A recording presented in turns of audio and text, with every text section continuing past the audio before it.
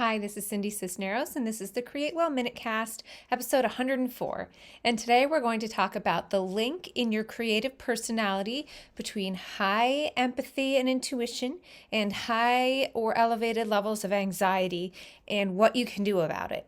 So let's start off with a definition of, I said empathy and intuition together. They're related things, but we're really going to be focusing on intuition today. So let's start with a definition of intuition, which intuition is really kind of an instinct or state of knowing rather than reasoning, reflecting, or using your cognition to reason something out. So if you intuit something, it's just that kind of gut instinctual level of knowing something. And when we talk about creative intuition, a lot of times we're talking about the potential of something. We're thinking about the potential of something and the instinctual feeling of the potential of something. So it could be the potential of people. You may intuitively understand how people may behave, how a situation may become, how the potential of the artwork in front of you, and so on. There's lots of different ways to intuit, but a lot of times creative intuition includes the potential of something to become something else. And so if you think about that as it relates to anxiety, those very easily relate to one another because anxiety also has to deal with things that have not yet come to pass and how they may come to pass and worrying about that. And so while intuition has any level of potential and any type of potential, anxiety usually has fear-related potential. And so you can quickly, if you're very highly intuitive, become kind of on the front foot and quickly filled with dread or fear or worry about the future rather than this creative sense of perception that we're looking for with intuitiveness.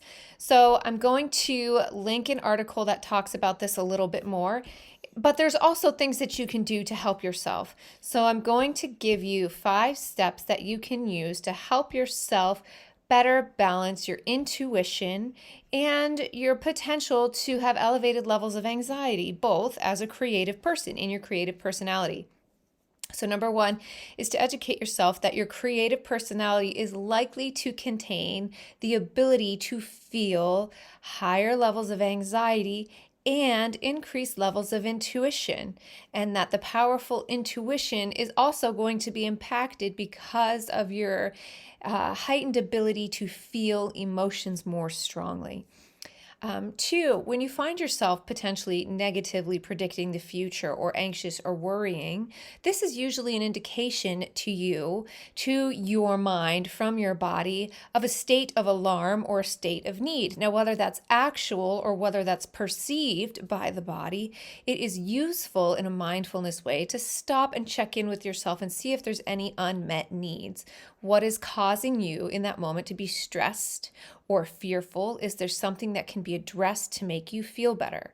Step 3, if there is something you can do, meet the unmet need. It could be as simple as turning a light on, closing a window, checking in with somebody, or reassuring yourself that everything is okay and this is an alarm that doesn't need to be addressed because it's a reaction to a stressor that isn't actually a threat to you in the moment. But in any case, by recognizing it and addressing it, you're reducing the impact of those emotions by paying attention to them and nurturing them rather than shutting them down.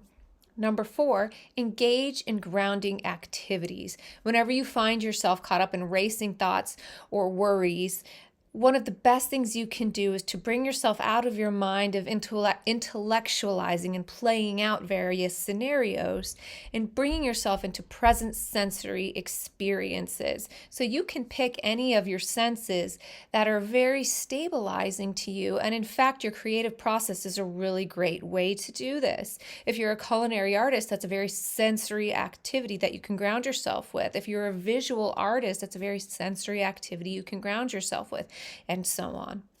And number 5, when you're fully grounded and you've met your needs, send your intuition back out to reevaluate the potential of the situation you're in and see if you get some fresh energy back. I hope that was helpful. Like I said, I'll link an article to go with this for you, and just some thoughts for you on your, if it resonates, your increased levels of intuition, how they may be linked with anxiety for artists and creative people. All right, see you next time. Bye.